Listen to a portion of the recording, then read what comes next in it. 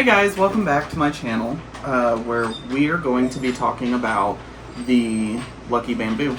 Lucky Bamboo have been around for a very long time, and depending on the stocks that you have will determine on what kind of luck you have or anything like that. So let's start off with the watering.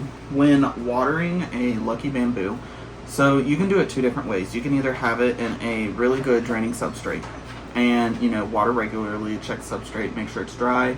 I actually have mine in rock, but if you watch my repotting video on this, there is substrate down here. I just take a chopstick, go down, feel for it, and if there's dirt on it, I water it. Another way you can actually water it is by leaving it in filtrated water. And the reason I say filtrated water, it's easier to maintain it if it's filtrated, just because of the keeping the water purified and clean and all that. Or you can even just put it in a vase and change out your water like once a week or whenever you start seeing like dust or murkiness or anything like that. But they do very well in either or.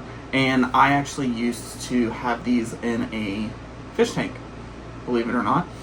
And I just transplanted it to this because the fish tank did not go well. When keeping it in lighting, you want it close to indirect sunlight, but you want it to be bright.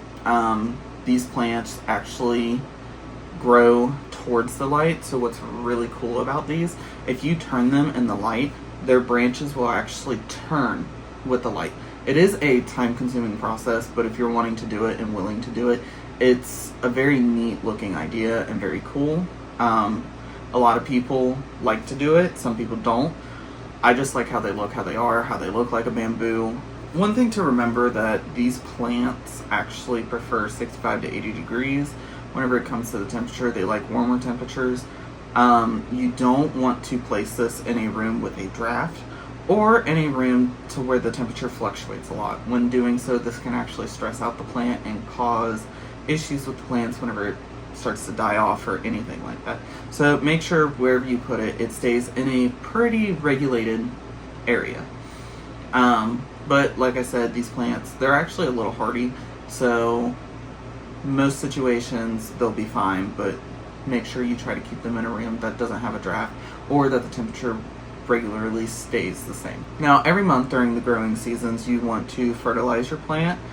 This is for any plant, and I say it in every video. Fertilizing your plant is the best thing to do. It helps promote growth and help with the other hormones in there to keep it healthy. But if you notice that your plant or Lucky Bamboo is starting, like the stalks start to yellow, that might be a cause due to over-fertilizing, which you can over-fertilize a plant. When over-fertilizing, it creates like a supercharge in the plant and it just overworks itself and it's trying to get that extra fertilization out and it's just killing the plant. So make sure when fertilizing you do the right amount, read the instructions to whatever fertilizer you have, and just make sure that you're fertilizing it correctly. Now, one of the things to keep up with whenever it comes to maintenance, make sure you trim it regularly, especially whenever it has yellowing leaves, to promote the growth of the healthy parts of the plant instead of the growth of the parts that's dying off. Another thing you want to do, like I said before, some people do a where they turn the plant to make a curve. Another thing you can do, if you turn it regularly, like every day, with the lighting, just turn it every day, and then so that way every single stalk gets enough light and the light it deserves. I actually use a grow light, and the way my grow light sits, I don't have to turn it because it's hitting above and it's actually hitting everything. When growing in water, you want to make sure you do keep it in pebbles unless you're propagating. The reasoning for this, just keep it in some kind of rock or gravel just to help anchor it and keep it in place so that way it's not moving around everywhere. And it looks more aesthetically pleasing, in my opinion. Well, that's all I have for you guys, and thank you for watching. These plants are stunning. There's many different things that you can see about them, and actually I posted a video of the different stalks and their meanings.